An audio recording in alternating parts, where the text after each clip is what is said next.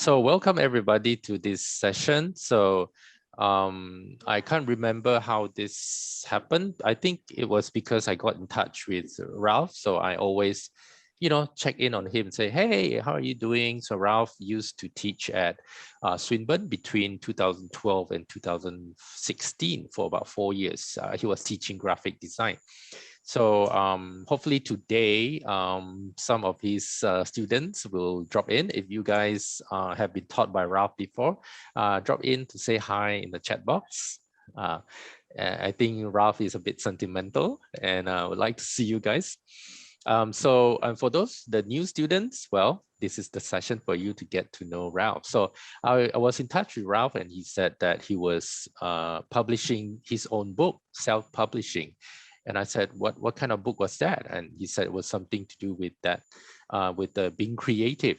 And dong, my ears perked up because I was always interested in that idea of the creative journey. To me, it's being creative is not just being creative in your work or for the job that you do, but the idea of being creative as a choice, as a lifestyle. Can it be a lifestyle? Like being creative, can I choose to be creative in everything I do? My awareness, the way I think, and it shouldn't be just for the work that I'm doing, but for the life that I live. So even if as I grow old and older, even if we retire, we can still be creative. Yeah, so today we want to find out more about that book, what that book is about. Of course, it is linked very much to how Ralph thinks and what he does. And it's an indirect way to get to know Ralph as well. So that book is actually free, right, Ralph? Yeah. It's free on two sites. One is on Amazon, right? It's free on Amazon. But for Amazon, I wanted to ask you, is it only in the Kindle format? Like if... Yes, it's in the Kindle store, and I thought about this because it needed to convert for Kindle products. And at the beginning, the quality wasn't that great. So I had a bit of a discussion with them. And then it was just a preview. So the actual quality of the conversion was actually working quite well. And it's available on, I believe, on all the Kindle stores on a global scale. Like if you're in Brazil, you can get it. And here in the US, UK, and so just have a look, Japan, I think, as well. And you also are sharing that book on your Google Drive, right? So the Google Drive link, if you look at the chat box today and you scroll up, you will see that I have shared that link where you can download the book, okay? And as you guys are listening to this, you can download the book and browse through. I'm sure it's a very interesting book with a lot of questions for you, self-guiding questions. You look through that and then you might have questions for Ralph, and then you can ask later in the Q&A. This is kind of like free flow format. So Ralph, we'd like to begin with to know more about you. So a little bit about where you come from, like as in your work experience and, the kind of jobs you have done before, the kind of work that you have done before. So take it away. Great. What was the question? My background. Okay, so I'm starting with, I'm 56, so I did quite a few things already in my life, and I'll give you kind of like a quick rundown of my professional career. So you've got a few anchors, so you see where everything started and so on. So when I was 16, I kind of like made my first step into the creative industry, which was I started an apprenticeship as a typesetter back in the days. That means I learned the trade by its foundation, by its craft, really, from the beginning, using even like hot metal typesetting. So you might remember that from art history lessons, removable types like Gutenberg, and the Chinese indeed invented many years ago, and sort of that got me going for 4 years. I did a foundation, art and design foundation in parallel to my apprenticeship, which then allowed me to enter the Basel School of Art and Design, which kind of like was the last, perhaps, decade of its heydays, which I'm still grateful for. And I had some amazing professors there, which unfortunately 3 of them passed away this year. One of them is Wolfgang Weingart. And this experience really kind of like shaped me as an individual, and far beyond of just being a professional education. I did a degree there in typography design, which went on for 2 years, and I had like open access to the doors basically afterwards. And I experienced one of the most luxurious educational experiences I can imagine, and it has never been topped, because all these top professors allowed me to sit into their classes and work on my own projects. So that was kind of like pretty amazing, because the experience of like being an autonomous learner kind of like was being laid at that very moment, because I could do whatever I want. I had the whole infrastructure of a university there, and the expertise of some top professionals and professors. And what else do you want? I mean, I still think this is like an amazing thing, kind of like a self-directed learning, a guidance where I wanted it, an infrastructure to dream of, and 24/7 access, including Sundays, where, for instance, Wolfgang Weingart was preparing lectures for his international talks, and listening to Mozart on his Revox tape recorder, the big ones, if you remember them. So and that was just an incredible experience, and just the whole sort of like tribe there as well. The tribe experience was important as well, because the sharing amongst us was really brilliant, and he was a very selective, self-selected, not an elitarian selection, but a self-selective kind of like tribe of like us, we just hanging out together and being really like engaged and totally enthusiastic about what we are doing and what we are doing. And you know, like also like in our spare times, we went for meals and had a few drinks and so on. So that kind of like that bonding with the core of the creative community there was also just as pivotal as the autonomous learning in that sense.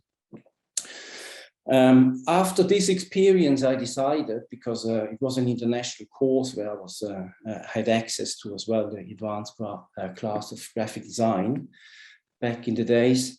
And they had a lot of international students. Some of them came from the States and Mexico, and some of the students were incredibly naive, I thought.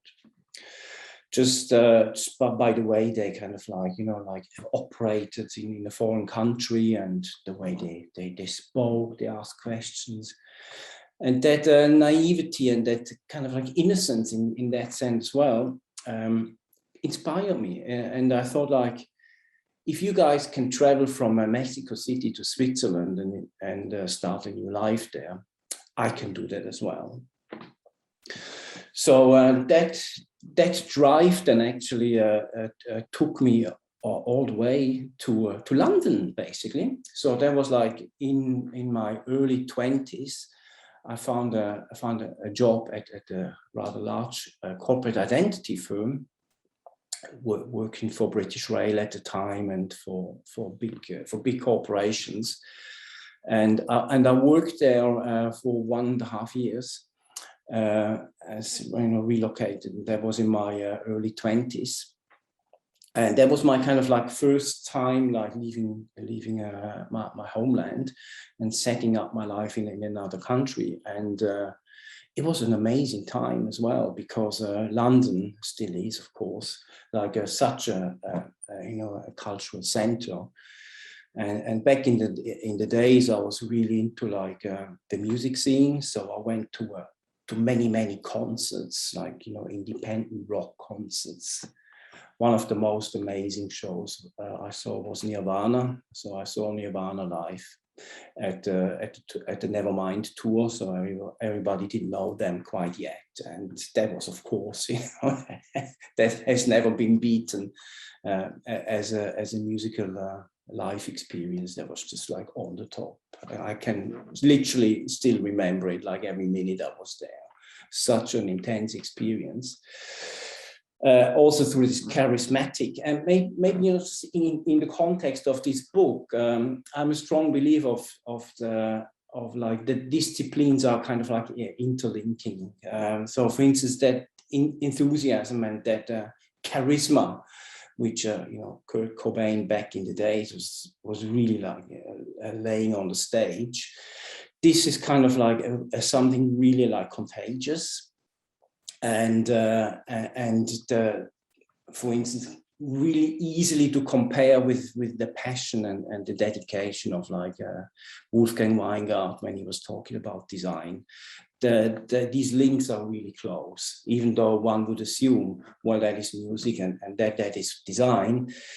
The art of like a creative expression and communication in that sense, and the passion what these people have, like getting a message out, was just on par. So okay, I think you touch on some very important point here, where this kind of intersection, this kind of common space that exists between different disciplines like music and design and art, right? There is absolutely. a space where they intersect. Is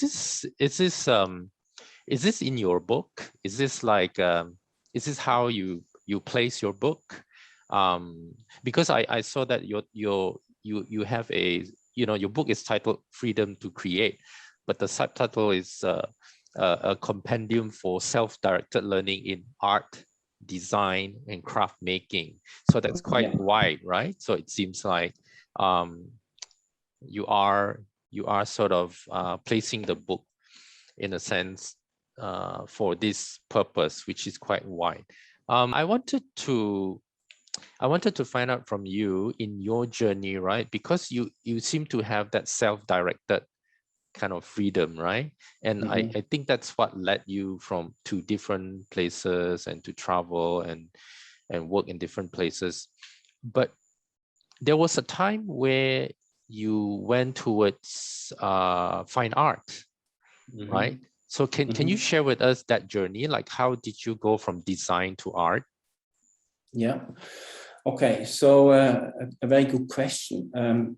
Basically, when I was working, I mean, kind of like jumping, I'll leave out a few things in my bio, which is all right, and kind of like jumping in there where that transition actually happened. It was when I was working back in Basel, Switzerland, as a graphic designer, being self-employed for almost 12 years, and just kept myself kind of like above the water. I didn't financially got myself ruined, but I never kind of like gone famous as well, or like expand and becoming this sort of like entrepreneur. So kind of always like on the water edge surface. And I was kind of like through the client work, I was kind of like asked to do so many things which didn't gel with me, which kind of like just said, well, I don't really enjoy this anymore. It's client work, and they tell me what to do, and and I kind of like felt as their creative slave in a way. And that kind of like discomfort became quite strong in a sense, where I had to kind of like really readjust what I wanted. So it was kind of like that discrepancy of like earning your living, getting a job, working on a job as the one which I have selected, and still having that passion, but can't kind of like express that passion and that enthusiasm. And then I went through this phase of transition and decided to become an educator in design, because I'm still passionate about graphic design, visual communication. The only thing is I haven't done any commercial work for more than 20 years now, because of that reason, really. So that change of like staying with the profession, keeping graphic design, visual communication design in the teaching worked for me. And then to find my own way of like of expression, I decided that the best thing to do is like to become an artist. And because again, and I'll come back to that moment in my book as well, there's nobody who tells me like, can you make this red, or I can't read, can you make this bigger, can you change the fonts, and so on. I didn't have these questions because I had really like my ultimate, and still have it, and I still thoroughly enjoy it, freedom to create, really, in that sense. So and therefore, I started to build up quite large bodies of work, enrolled in a Master's of Fine Art Practice in a 2-year program at the Bern University of the Arts, which interestingly enough was a similar concept as this autonomous learning I had, like a few years, almost 30, 25 years ago when I did my training in Basel. An interdisciplinary program which just asked us a small group of students, we only 7 students intake, so a very intimate group as well. And we had access again, to like amazing people, infrastructure, assistance, hardware, software, knowledge, and we just could kind of like go on whatever we wanted. So that transition then became quite strong, which helped me then, of course, to create my artistic body of work. And just as we speak now, I'm just like on the doorstep of finalizing, going to my final year as a PhD student. So that I picked this up again in visual arts, focusing, writing about 4 pieces of video artworks, which I have been producing in the past years and have been shown at international festivals. So so that kind of like how should I say, 2 foot, still being passionate and interested about what happens also in the contemporary graphic design world, having my own artistic practice and my studies. That amalgamation works very well for me. Thank you for that. So I understand now your journey. It's very interesting because the book that you wrote is it's something like a self-directed, you call it, self-directed learning. So that's why in that book, you had a lot of questions where if we ask those questions to ourselves, we can somehow think of the answers and we can find a way. So I think that book is very much your journey because of self-directed learning. And it's interesting that, when we are in design, and a lot of the students here are in design, and usually we work based on a brief, and the brief comes from the like the clients. So it's not ourselves, it's the client. So we always feel like, oh, we're doing design for someone else, right? And so this is very interesting. So maybe it's time that we also look at this from the point of view of self-expression and our own journey, like you say, self-directed learning. This is as important as learning the craft to create for other people. So here we are looking within to create for ourselves, to plan for a path for ourselves. So let's get into the book. Yeah, I'd like to read the introduction as well and elaborate a little bit, if you don't mind, and then go into the table of contents in a moment. Sure. The book is dedicated to my son. let me just read this out and talk a little bit about the design as well. So can you see it all right? Yes, we can see it. Okay, so it's a bit difficult to read, but obviously that's done purposely. And the design of the book as such has a own identity. I wanted to give this book a visual appearance that is unique. So that was like the design intention, kind of like resonating back to the individuality of the reader, actually, which is, of course, every one of us is different. So I didn't want not to generate a book which is, like generic as such, but it has a personality, visual personality. Part of the book has a readability. Is sometimes difficult to read. You might have found that out by yourself. I was driving the design process of the book as such in a way because I wanted to create something which is visually compelling, and the readability was kind of like going into the background thereof, kind of like sacrificing it for the benefit of its visual power. And in a post-rationalization phase, when I thought about this, I thought like, well, hang on, what does that actually mean? If I myself find it sometimes difficult to read, it's like sometimes these questions are actually quite buried, and we have to search for them as well. So maybe that kind of like, it sounds a bit like a cheeky answer, but it's not really, because that's how I experienced that, and that kind of like puts the design of the book a little bit into like a context, I thought, which was interesting as well. So let me just read this and then elaborate a little bit. So the leading title of this intro page is like the power of answering transformative questions. That's what it's really all about. So in this book, I share a collection of motivating impulses that emerged from the experience I have accumulated as a designer, artist, and academic since my childhood drawings until developing my current art practice.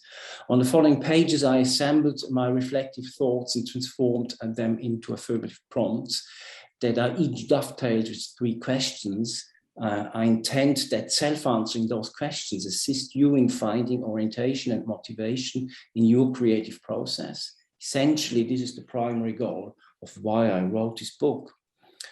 So, being permanently influenced by cultural knowledge and artifacts, I'm mindful that most of the content in this book has been said in one or another form by someone at some time. So instead of proclaiming my ideas are novel, and I suggest that the compilation of the prompts and the formulation of the questions are original. Although I order my insights coherently, the book's fragmentary structure encourages you to enter everywhere and jump between sections. Moreover, the questions are open-ended, sketchy and raw, and in my own answers are perpetually changing and evolving. So self-answering my questions also usually trigger new ones, and I anticipate you will experience the same. Being immersed in this ever-growing inquiry for many years, I have discovered this process is an open-ended and exciting quest. Consequently, instead of offering instructions, I consider my writing to cause fluctuating and inspiring responses and effects. I've written this big book for all you students, amateurs, and professionals in any form of art, design, and craft making to empower, inspire, and support you in striving to embark and embrace your freedom to create. So regardless of your age, gender, background, and location, stay curious, question everything, and mostly enjoy your creative journey. So with this summary, kind of like, I wrote this after I have made the book because and that's kind of like coming back to your question, Greg. Why is after making it, writing it, designing it, making it, which took me about 4 months only, which kind of just poured it out, it was all present.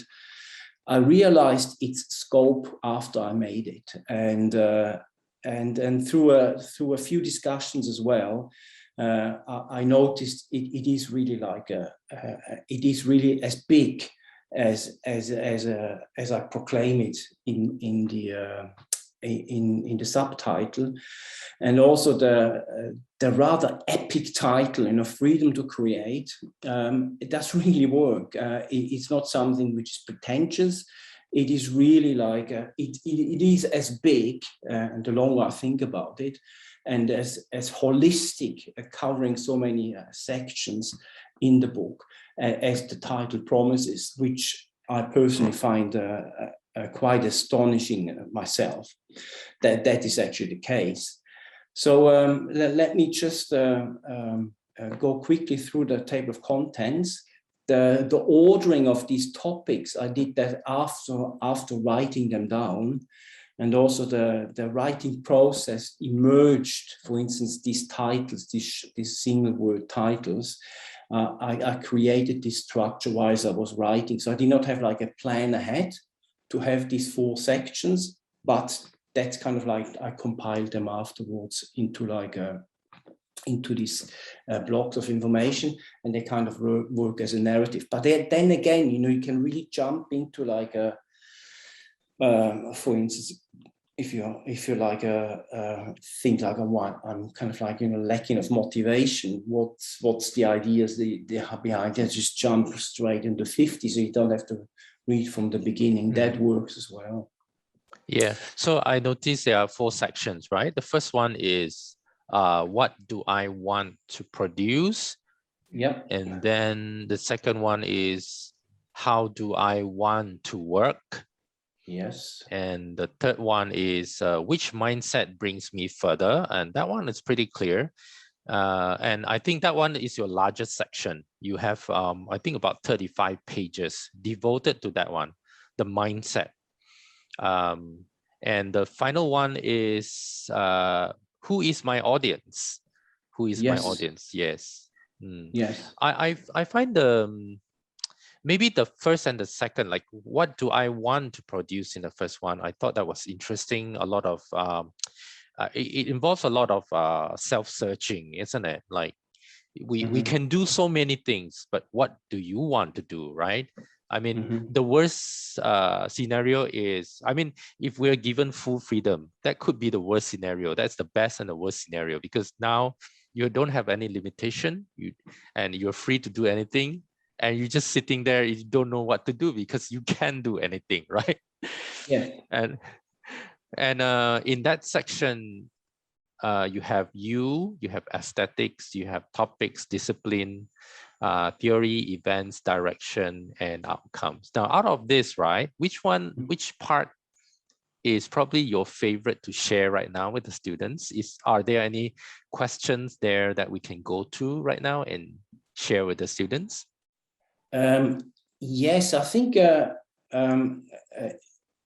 I've done this presentation a couple of times now, and I looked through the PDF yesterday night before I went to bed as well. And interestingly enough, and I don't want to self-praise myself too much.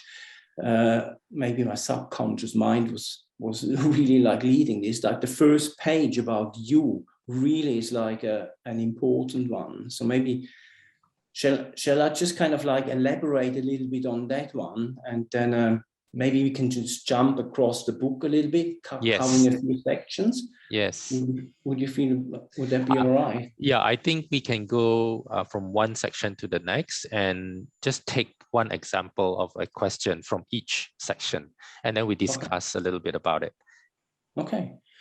Great. And so, I think also after your discussion, like with this question, maybe the students can, maybe they have some questions right away based on that question, and I'll let them ask. So anyone can ask at any point in this talk. Okay, that's a very good thought, Greg. I really like that. So instead of like having the Q&A at the end, we can kind of like having it like on these topics. I think that's a good. Let's try that. Right. Yeah. So just chuck it in the chat, and then we kind of like, and then I unshare the screen. We can have a discussion, and we go to the next page. Shall we do it like that? Yes. Brilliant. Very nice. Great. So the first question, first prompt, actually, affirmative prompt, is define how much of yourself do you want to put into your work. So again, you know, you think, all right, that's just a question. But then if you really like think about this, if you really take this prompt as a challenge, it can dramatically change your career. And it kind of like, there was like one of the pivotal questions where I stopped working as a commercial graphic designer, entered into a design education, and started my artistic career as well. So actually, you know, really answering that one and take it seriously can have some tremendous impact in your life and what you do and what how you think, really, literally, because that kind of like informs. So the kind of like the philosophy point of this book is quite interesting, I find. So again, you know, you think like on a question like this, how much do I bring myself into my work, and how much do I take myself out of it? So these, you know, kind of like oppositions of like, yeah, is it important for me, like, you know, to show that it is my work, or is it important for the work that actually I take myself out of it as well? It's just as important. Let me just elaborate this a little bit in a graphic design context. So all of your students who study graphic design, I hope you did come across this designer named David Carson. And he's really like one who's putting a lot of himself into his work. And just a few days ago, I listened to one of his interviews, and one of the critiques, or I wouldn't say the haters of his work, but the critical voices about David Carson's work is they told him, well, his work is self-indulgent. Right, so he indulges himself, and that's in his work.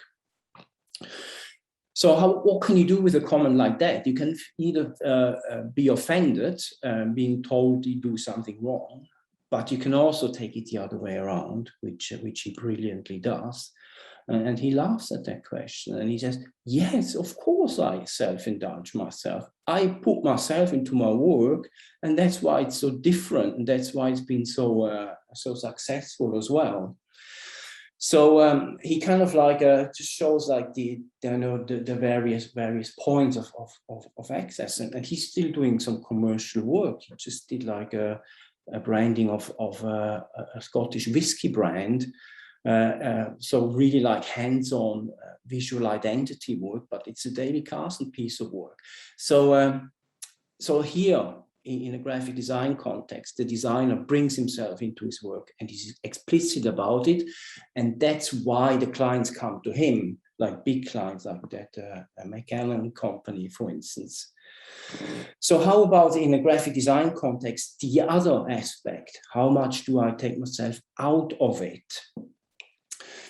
If you think about the notion of information graphic design, which I taught at Swinburne for the third years, for over 4 years as well, period, the notion is interesting if you think about, is it, let's say, like the COVID pandemic? If I want to look at the chart, and if I want to see how many people have been infected, the particular region in the world on a certain day, what do I want? Do I want to have the designer of this information graphic to be in my face and say like, look, I've done this and this is my style, and it's just me who can do that? Or do I want as a reader to just perceive the information as straightforward and as direct as possible, so that the information is in the foreground and not the designer is in my face? I'm saying that in the graphic design context, it's not either or is right or wrong. It's not judgmental, but the question as such, you know, tells you where you position yourself in the creative industry. So do you want to go a direction, you know, where people seek out your skills and your expertise to bring this into the work? Or are you like a professional and having this attitude, say, well, I take myself totally out of the work, but I bring my skills into the work so that the information which I want to communicate comes as precise and as clean out and as effective as I can. Both pathways are legitimate and they have their right of existence in the creative industry. It is your choice which one you want to go. So by answering that question, that, you know, can give you like some major directions. For instance, which agency do you want to work for? What is your career path? What you're going to do in 20 years of time? And of course, you can switch between those. But the interesting bit is to be aware of it and to continuously asking that, you know, seemingly humble question, which has quite a large impact after. Yeah, so, I think you picked a very good part of your book here as an example, because I've got something to share as well. I want to share an experience that one of our alumni shared with me. A lot of alumni, sometimes when you meet them, they come to the point where they're almost burnt out. And why? It's because they're doing the same thing again and again and again. And it's that point where they become a professional, they remove themselves, but somehow they feel like they're just being a tool for the client. And of course, the clients in coaching are like, oh, you're just a tool. I want this done and you can get it done for me. So you do it for me. I pay you to do it for me, you know?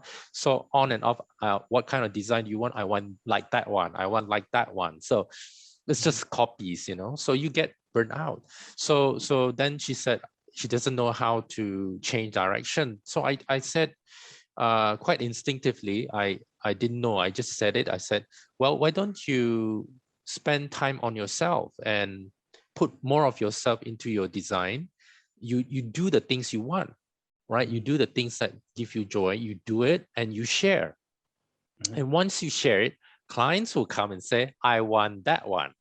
And now that one that they want is coming from you. Yep. So then that's how you pivot your direction towards doing the things that you want. It's by sharing it first, put it out there. And then soon everybody will say, I want that, I want that, I want that. And then you are the one driving it now. Now I want to change. I'll do something new here. Bling, bling, something new. And everybody's going that direction now. So I think you put it in a nice context, that it's not this is the best or this is the best, but you know, there is a space for both. I like that.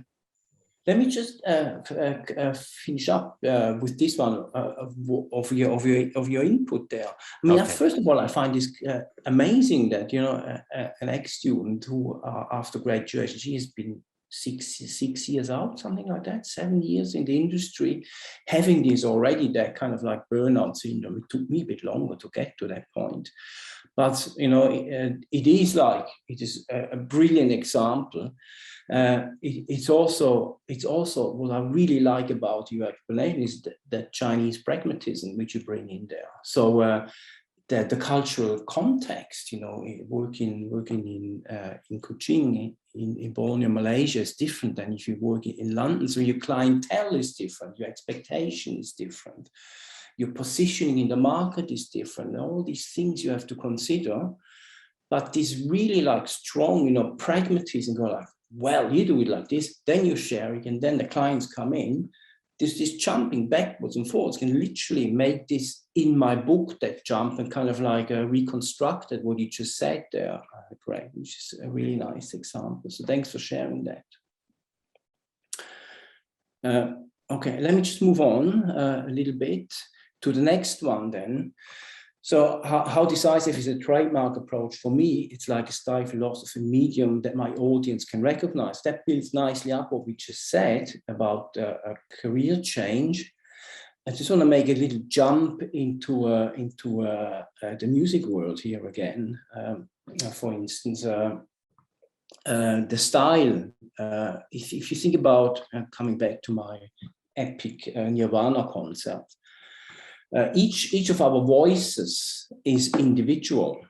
And I still, if I continue pondering about this, I find this incredibly amazing. If you think about all the people who ever lived on this planet and live now and will live in the future, they all have different voices. And that as such, is like it is in the music industry, it is a trademark approach, isn't it? So just if somebody starts singing with a particular voice, you go like, oh, that's Kurt Cobain. Oh, that's Frank Sinatra. Oh, that's so and so, and that is super important for certain creative disciplines. Then again, you can actually accumulate a style as well for the purpose. And maybe I just want to address you a little bit there, Greg, about your newer animation, which has been started being broadcast. You've chosen a certain style there to address a certain audience, isn't it? And that style comes back to you then afterwards, because people see this animation, they go, I like that style, and then kind of like, it's not an innate style, it's like a style which you have made, which you have created. Similar as the style of the book. It's not, it's not me in the book, it's the style of the book which I have chosen to put into the work. So do you want to talk a little bit about this, Greg? And I think also the philosophy with your animation project, which you did with the students, how does that relate to your professional practice? I think it has to do with what we want to convey with the project. Certainly that wasn't really my style, but it's a collaboration with the students. It's really student work, that animation. So for everyone here, I think Ralph is referring to the Baram Bunch, the short animation that was done by Swinburne Design students, year 1, year 2, and year 3 combined. So the story was about the preservation of culture through recording. You record, you make a video, you share on YouTube. So in that way, you preserve your culture, the stories from wherever you are. So we were focusing on the communities in Baram, deep in the interior of Sarawak. So that's a philosophy behind it. So that's why it's kind of like surrounded by nature, and even the kind of clubhouse that the kids were in on top of a tree house. It's very, kind of like made of wood, and very natural in that sense. So of course it's for kids, and that's why the characters look more cartoony. Those were the things that were driving the decision behind it. Of course, simplification. To do animation, we need to simplify the form of the character. It cannot be too complex, so that we can, redraw and animate it in a very efficiently. So in terms of a trademark approach, you come back from the audience. It's kind of like the brief which you mentioned before, isn't it? You want to get a message across. You have an audience, which then you have the message and the audience, and that kind of like gives that project a particular trademark. You just said before answering the question, it is not really my style, isn't it? Because it's for kids. So this kind of like jump between the trademark, the style, and the audience is kind of like a thing, isn't it? Which you can juggle in the air all the time if you want to as well. But in that sense, if I got that right, Greg, you're saying it is not my style, it is a style which serves the project. Yes.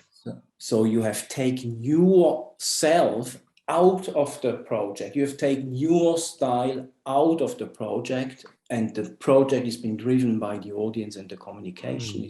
Correct. And one more thing, it is also based on a book. So the original book was illustrated by one of our students, Rihanna Lau, who's also involved in this animation. So we wanted to maintain her illustration style as well. So that's what you see on the screen. That's her illustration style. So that was a decision we arrived at after we gave everybody a chance to draw it in their style. And then in the end, we went around, and then in the end, we came back to her style and say, that one will work after we looked at everything. Yeah. Great. So this is an amazing story, Greg, in terms of like answering that question. So the style has been negotiated on a personal basis in a collaborative project, and there was like a consensus afterwards, like which style is the most appropriate. Yet, so it is not your style as the director and coordinator of the program, but one of the producers, one of the makers' style, which made the trademark of it, isn't it? So really interesting. So again, you know, if you just take these four lines of in the question and kind of like unfold this maybe in a reflective process as we just do, then we kind of like really see like what these questions are really like all about, aren't they? Like in a really real life context. And by just being aware of this, you know, decisions being made and how these things kind of like influence each other, maybe we can think about this in the future as well when we tackle a new project, because by having this tool in our hands, that empowers ourselves, doesn't it? Well, I hope so, at least. So now we want you want to go for confidence, right? That's page 41. Great. Confidence. Always be happy and proud of whatever you produce, despite what others say about it. I think this is super important because in a sense, we often kind of like want our external gratification, our extrinsic gratification of like, if you think about the likes on social media. So we put down something out in the world, and we think like, well, it's I'm happy if I get like 20 likes or 50 or 100 or 1,000 millions of likes, whatever, however popular one is as an influencer. So this kind of like relates a little back again to like yourself. Do you really depend on these likes on social media, or does that really make you happy, or is that just kind of like something which triggers some brain chemicals and goes away afterwards? So the question of happiness and pride is very in the foreground there. So of course, like big philosophical concepts, both thereof. So the inner kind of like like feeling you have, what in case of like what you're doing. So the question here is, how can I build my self-confidence despite external circumstances and people's comments? So think about this in a positive sense as well. That when I was writing that book, I was really aware of like avoiding negative statements, negative language in the book. So you should not find anything which negates something. There should be no no's in the book or negative emotions. It's always like in an affirmative, positive notion, because we always have the choice. We can look at the bad things, we can look at the good things. So in that context, it's like, how can I build my self-confidence? And if you kind of like blend this example out for a moment, you say, I'm not depending on external gratifications. I don't care about the likes on my Instagram. If it's 1, it's all right. If it's 100, it's all right. I don't care about this. What makes me happy? What makes me self-confident? And how can I build upon this? And of course, when you ask these questions, I myself have a lot of people, some of them are alive, some of them are not alive anymore, which produced some amazing things, just incredible pieces of work in all sorts of fields. And for instance, if I go to an art exhibition, and if it's a one which really kind of like captures me.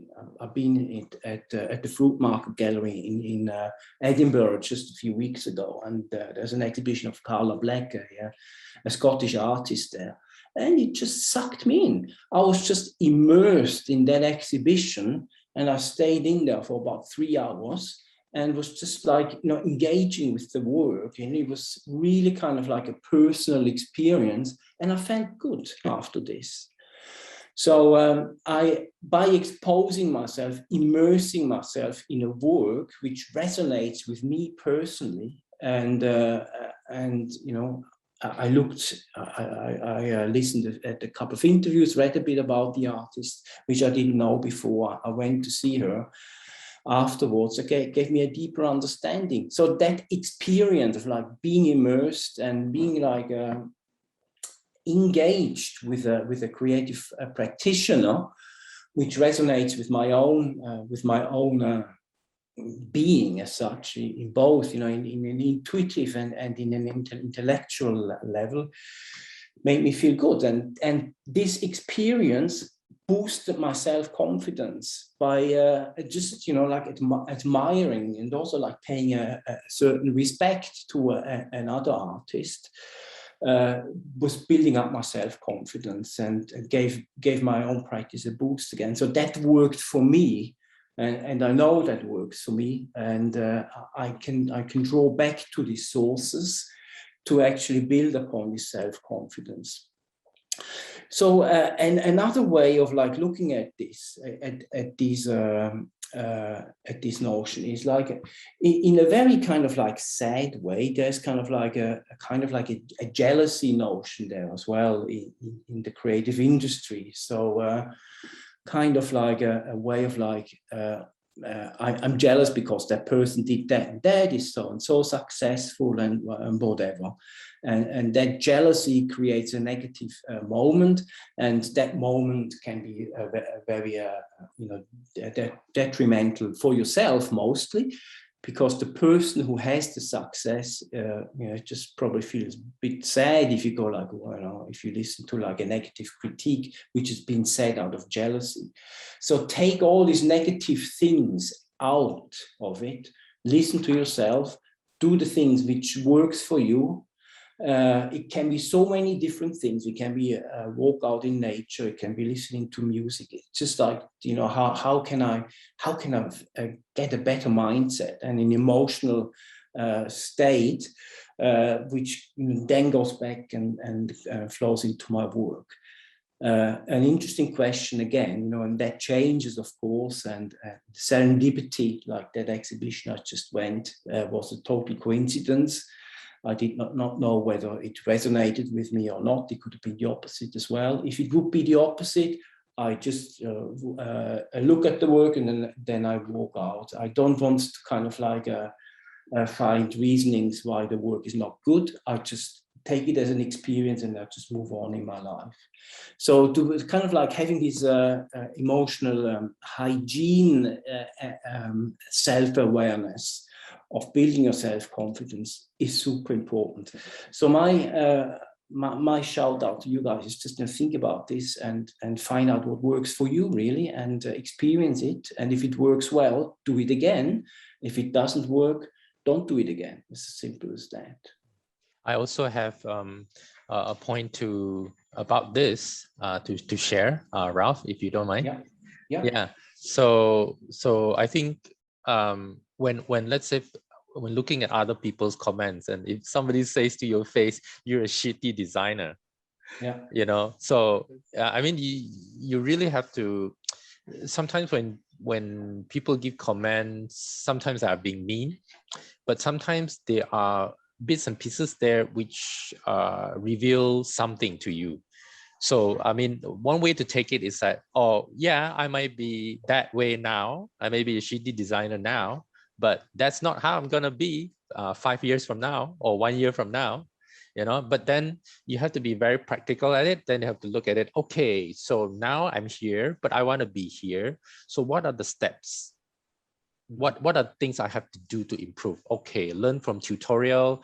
I'm going to set my time for the next 3 months. Every week, I'm going to learn 1 tutorial, etc., etc. Then that will bring me up to this level. So when you know that you have a plan, I have a plan, and I'm gonna execute it, right? When you have that, it gives you confidence, and it doesn't matter what people say. Yes, it's right. You say I'm bad right now. Yeah, I'm a bad designer right now, but I'm not going to stay there forever because I have a plan, right? So I think that way it can boost your confidence. Very good point, Greg. Let me just hook upon what you just said. So a negative critique is like, I mean, I never do that to my students because, you know, why do you want to do that? Because people just feel bad. But the different approach is like, instead of like just saying what you've been doing bad, you can say something, how can you improve something? Right. So, and that, you know, and that is like the moment where you can build upon the self-confidence. Well, If something I'm thinking of American Idol, Simon Cowell. yeah, a bit.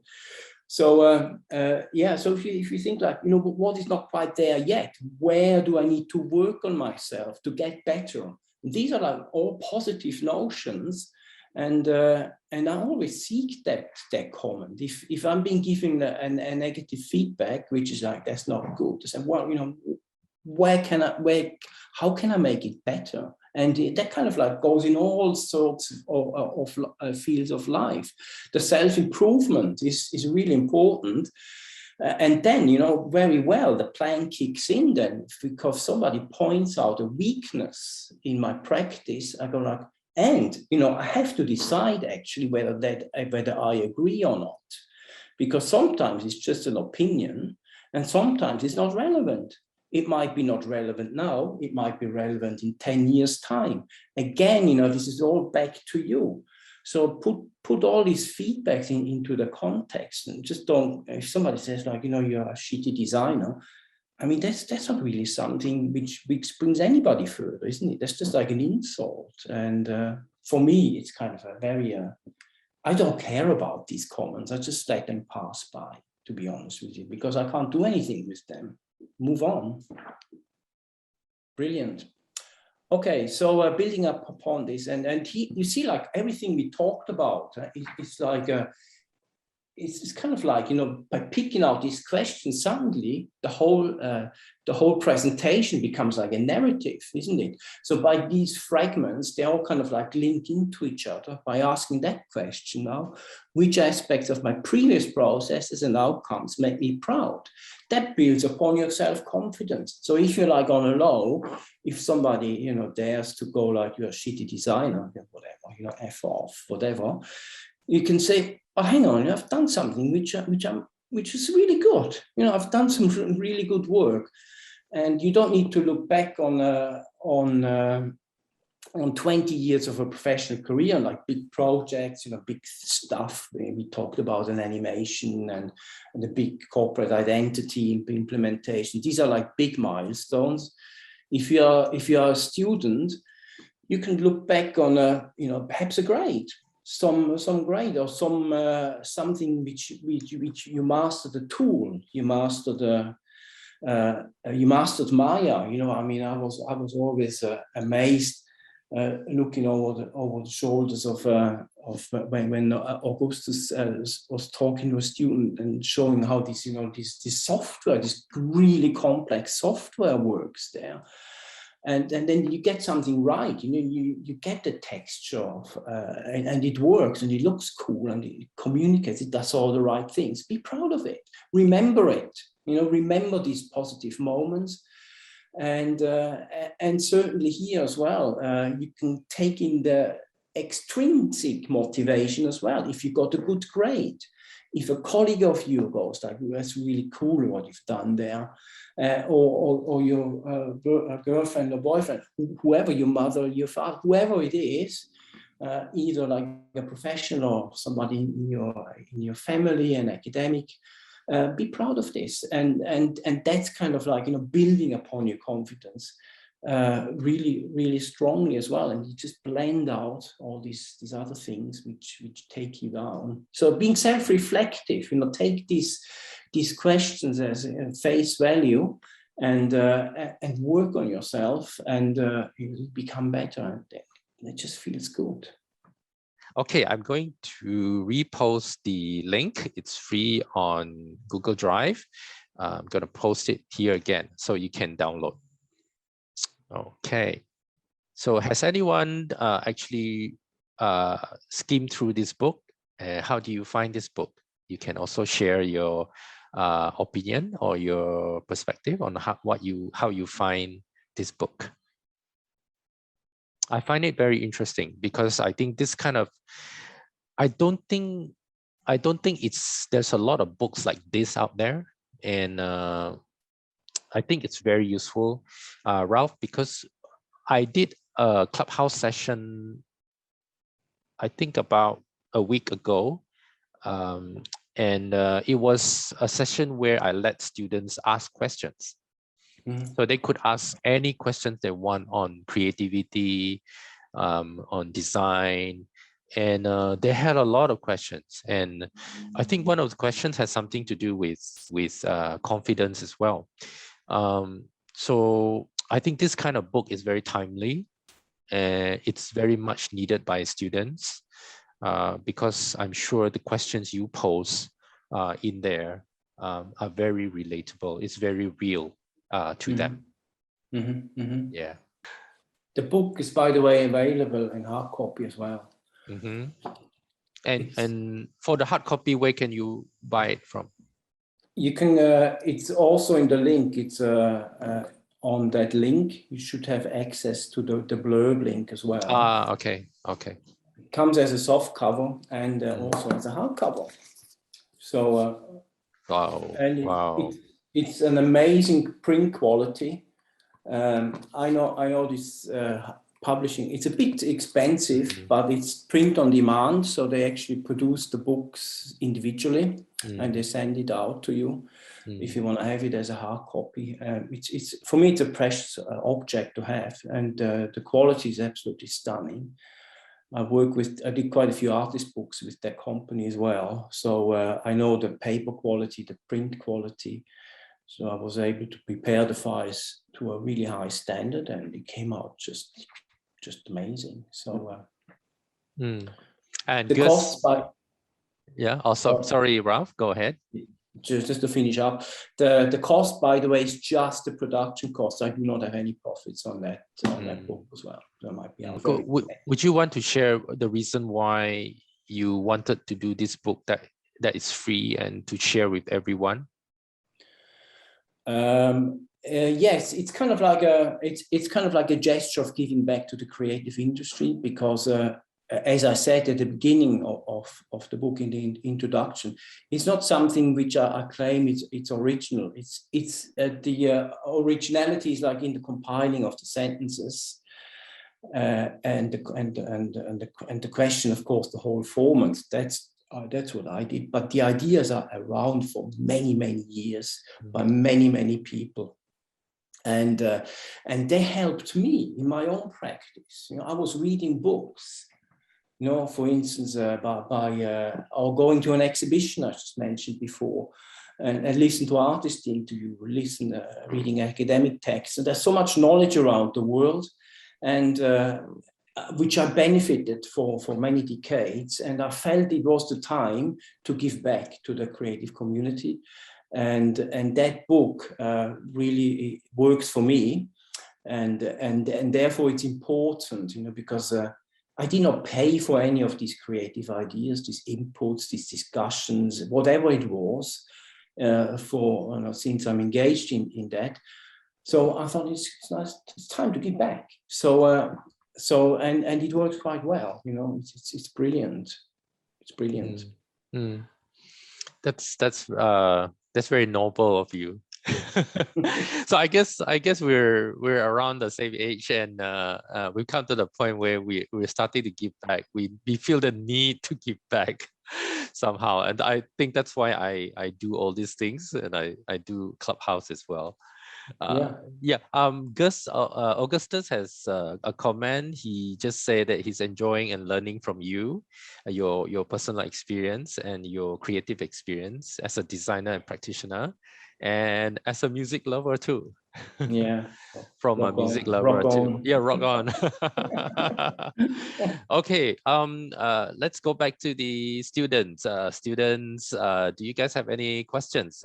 By now, is there something that comes to your mind? You can type in the chat box. Something to do with stress, something to do with, do you have creative blocks? How about your career? Anything that you're thinking about your future? Which direction, which field to go into? How do you plan for the future? How do you decide? How do you know which field to go into, etc., etc.? What's the difference between art and design? Big questions. As a profession, yeah. How to overcome creative blocks? Cheryl was asking that. Okay. How do we overcome creative blocks? Do you have a page on that? Well, maybe just to kind of like link back to what we just said. You know, I think building upon your confidence and being proud of what you have done, that often does work. Let me just go into the book. Maybe I find a section there.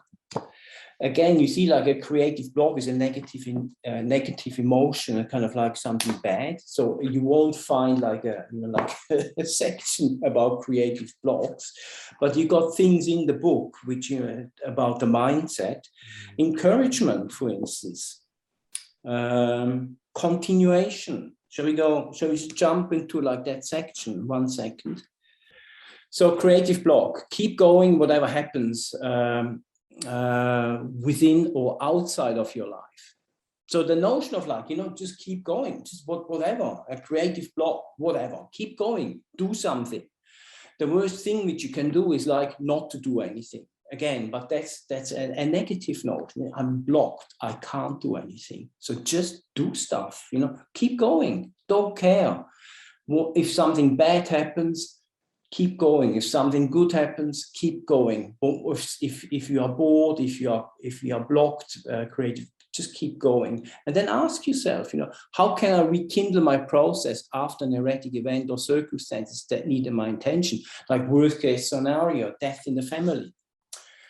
Right, that blocks you, that takes you out of your flow, and then ask yourself, how can I go back into this? What are strategies that keep me back onto this track? So think about this. There's not such a thing. I mean, there are recipes out there which you can do, like personal experience. I always go for long walks in nature. That does help tremendously, or watch a daggy movie, that kind of like to switch off and change my mindset and so on. So there are lots of strategies, but I asked that question to myself: what can I do to how can I rekindle my process that works for me? So take this as a challenge and ask yourself these questions without being given a recipe. And then resilience is important as well. How can you build your resilience? Which strategies can you apply to energize your process if you're stuck? Again, that's just a state. The process is different. The process is movement, but the state of like not being able or not wanting or having a creative block, that's a state. How do you go back into the flow? Find ways, try things out, and do this, do that, listen to other people, do what feels good in your life, often not related to what you're working on. How can I constructively integrate an event out of the blue in my practice? Again, so if something happens, for instance, if your computer crashes 10 minutes before the main presentation, don't panic, to find a way. There's always a way, and it works. I have technical issues with presentations, in big presentations where the projector didn't work. What you're going to do? You just sit there and feel pity for yourself, feel sorry for yourself. What I done in that instance, I was reading out the whole lecture from a printed piece of paper until a technician in the background, a half an hour later, that was in the Design Museum London, by the way, was able to switch on this high-tech equipment. Just make it happen. Improvise, and continue. I think the continuation is like the key. The key word thereof, instead of being overwhelmed by a creative block. Just keep doing stuff, and then something happens. That's my advice. Yeah, Cheryl say thanks. Yeah. And I think this issue, like I said, this book is very relevant because one of the questions that students were asking in the Clubhouse sessions was also this question: how to overcome creative blocks. And there were a lot of people sharing. And if you guys know Chris Do, I'll type the name here, Chris Do. What he does is he runs the YouTube channel called The Future without the E, like that. Okay. And what he does is that whenever he comes across things that he like pictures, photographs and all that online, he will save it into folders. And then that's where he get his ideas from if he has a creative block. One of the Clubhouse participant, Ray Lee, who's also from Kuching, he's an animator. He said that when he has creative blocks, he will just go to sleep. And when he wakes up, he probably has a solution or something like that. Yeah. But I think Ralph gave a good example just now when he mentioned that what if a relative died, someone passed away. So I think if you are facing that kind of thing, what you can do is do a bit of journaling.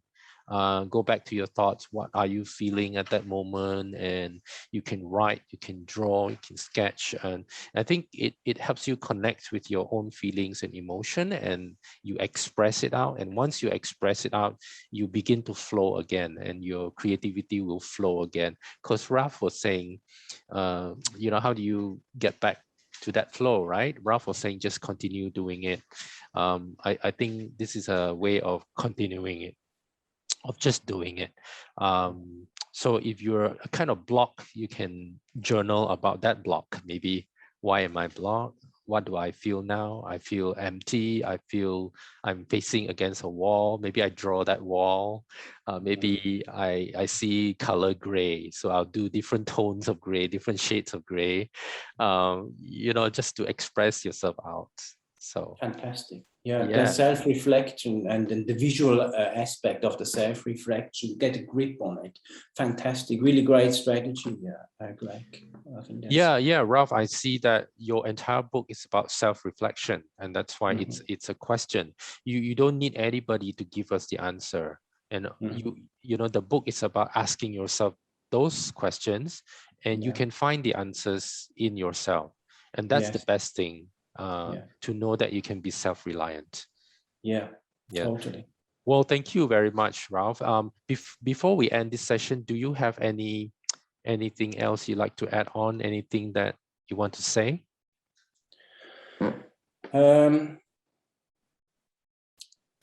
I just hope, that I was waking a little bit curiosity to, to sort of like go onto your self journey, continue your journey as well, your creative journey. That makes the link back to your lecture topic, Greg, where the book, I think, really nicely fits in there. What is a creative journey? That's like such a big thing, isn't it? It goes into it's not just about what you do as earning your living. It's like, how you live.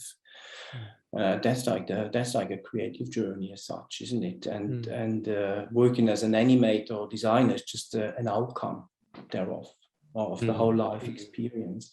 So if you look at this in a philosophical, holistic context, and then anchor this back and own and then coming back to the book, own these questions. They are your questions. You can answer them. And you can jump. If they are uncomfortable, just ignore them, revisit them. If it helps you, if it brings you further in any way where you are, then absolutely go for it and work with it. And I hope that's what the book does. Ralph, we have one anonymous question. What if our family are not being supportive? Yes, very good question. I really feel for that question. Teaching at coaching, being a graphic designer, I totally get it. I totally 100% am empathetic about this. I would think, go on to the tribe page in the book, where I talk about find people to hook up with, just like to connect, not to hook up. Well, if you just like to connect with the people which are like-minded people. The university is a great place. If you enroll in a course, if you're like if you're hanging out at Swinburne Design with the students, that's like a really great supportive group, because you got people around you which are enthusiastic. Make friends with the ones who are really keen about this. Also in a university course, hang out with the enthusiasts. They don't need to be like the best students. I taught so many students who have been not like on the top, but they've been so incredibly enthusiastic and keen to learn. And their motivation, their intrinsic motivation is totally contagious. And often, and without surprise, and I can list you like dozens of names now, people who have been on the back end, but are keen learners and enthusiastic people, they make their ways. And sure enough, they're happy people and they're successful career and business people. And once you reach that point, then perhaps your dad or your mom comes back and say, yeah, maybe I was wrong, something like that. And hey, you know what? If that's never been the case, so what? You can't change people. But I think it's important to look after yourself. If it's right for you, believe in yourself. Get the motivation, the continuation, the mentorship. I have a section about mentorship as well. Be with the right people, and be on that train, and leave the other ones standing outside. You don't have to be involved with your parents because of that. Just do what you enjoy. And I know in a Chinese context, if you pay the bills, then your dad is happy, isn't he?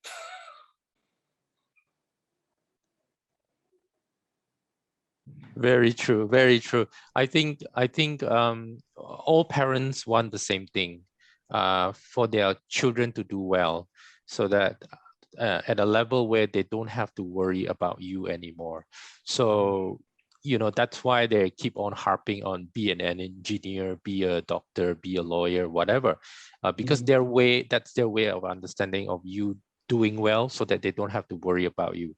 Now, if you are a designer and you want to be a designer, well, you can go and get it and do it well and give it all you can. And like Ralph said, some of them are very enthusiastic, and they are they know what they're doing, and they really go and get it. And if your parents can see that you're doing well, you're connecting with people, everybody knows you, even in Kuching, let's say, or in Sarawak, you work with a lot of different people, and you get phone calls, and you got a lot of projects going on, and they will definitely support you, and they will be proud of you. So it's tough, it's not easy, the journey is tough. But I think, like Ralph said, you have to want it. Being a designer, right? It's a choice, right? It's a lifestyle, right? So you just have to want it, and you have to do it. You have to do well. You just give it a lot of effort. Well, thank you everyone for joining in, and thank you, Ralph, for giving us this time. And I think it's quite draining in terms of energy. You've been talking for about 1 hour and 40 minutes, Ralph. Thank you for being so generous with your time and being so generous writing this book, because I know inside this book are all your years of experience, which I think it's, even if you want to buy this, it's very hard to buy. There's no books on that. Yeah, and you're giving it out for free. Thank you so much. And Gus has just appeared. Maybe he wants to say something. He's just saying a silent wave. Thank you, yes. Ralph. It's good to see you again, Ralph. And thank you for having this session with us. Really appreciate it, Ralph. Hope you are well, Ralph. Yeah, good to see you, Augustus. Thanks for your feedback and thanks for the invitation. You're looking good. And you're doing well as well, so keep up the momentum, stay happy and healthy, and I miss you guys. Jesus. That's a good ending. We miss you too, Ralph. One fine day. All right. So Ralph, if the students want to follow you or they want to stay in touch or somehow communicate, I know you have a blog. What is the best way to follow you? Well, I put a lot of my work on Instagram. So I think if you just want to follow me on Instagram, that might be the most easiest way. Okay, your Instagram name is Ralph Klewitz? Yes. Like one word? Yes, it's one okay, word. I'll type that out. So that's the easiest way. You can always write me an email as well on my personal email address. That's fine as well. You know, if I can help, I'm more than happy to do that. All right. Okay. So I've shared the Instagram handle. It's just Ralph Klewitz. Yeah, one word. Well, that's the end of this session. Thank you very much, Ralph. Thank you, John and Augustus, for coming in. And thank you, students, all of you, Cheryl, Justin, Mira, Yi Cheng, Chai Chung Shin, Cheryl Gao, An Hian Lei, Amira Amin. Thank you guys for coming in. Hope you enjoyed it and I hope you learned something. Okay, that's it for now.